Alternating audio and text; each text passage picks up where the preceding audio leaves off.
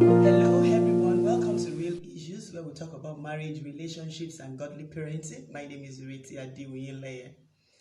The past two episodes where I talked about full disclosure in marriage and trust issues in marriage, I've had a couple of questions, and I believe there's some that are kind of recurrent, and I believe that we should talk about them today. Probably one or two of us might gain one or two things from them. Okay, the first one is should I disclose details of my past to my fiance or fiancé before we get married? Should I discuss details? I talked about full disclosure, that you should open up, talk about your past and everything with your spouse or with your fiance or fiancé before going into marriage, or while in marriage there should be full disclosure. So, and then this question came up, and it's like, okay, maybe you've had a horrible past, and you now got into a relationship. Should I still discuss details of this horrible past with my fiance or fiancé?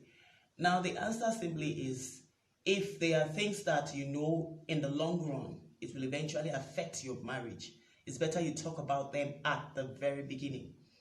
Worst cases, he might decide or she might decide to walk away, but you know that you're saving yourself future pain. For instance, maybe you had a child before. It's better for him to know, or for her to know, before you get married. So if he's ready to go along, fine, no problem. Then it could also be maybe things that could cause fertility issues. Maybe you had womb issues because of abortion, or even impotency in the man. Then it's better you talk about all those things. As far as you're making up your mind to get married, talk about all those things. Oh, I lived a rough life. I was infected. I didn't know what happened and what it affected me. If she's still interested, fine. If she's not, let her go. The right person will still come. Yes, all things have passed away, but there are scars that might still linger on. And then it's better to talk about those scars. And then both of you can, devise means of working things out, than for him or her to discover in marriage, and then you'll be like, oh, she betrayed me, or she lied to me. Okay, I think that's for that. The second one is, should I still disclose my financial status to my husband when I know he will keep making monetary demands till my account runs on zero?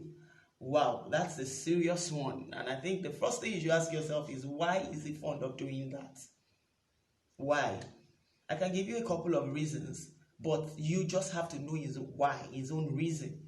That's why there's a need for communication. Talk about it. If you're not comfortable with something in marriage, why not sit down and talk about such things? Have the right time to talk about them, use the right words, the right tone, and do it at the right place, so that you'll be able to communicate, and then you get a feedback. The feedback might be positive or negative, but at least you get a feedback. In my own opinion, there are some reasons that men, even women too, might do it. Okay, for instance, if a woman tells you, I don't really have money, it's not that she doesn't have a single penny in her account. She might have money stocked somewhere, stacked somewhere for future use in case of a rainy day. That's for people that are wise financially, that have financial intelligence.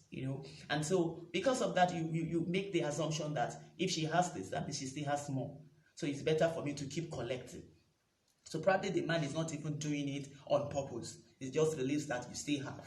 The same way you too will believe that he has money somewhere, because you don't do full disclosure of your financial status. So if you know how much he earns, he knows how much you earn, and you bring your stuff together, you not make unnecessary demands, and you not make unnecessary assumptions. That's why full disclosure is important. Okay? Then of course, for some it could be they feel insecure. They're like, oh, she mustn't have more than me. So if I should discover that she has, I must ensure that I take what she has, so that she won't, feel like she's more buoyant or something. That's a sense of insecurity. For some, it could be that they're actually broke. They're genuinely broke.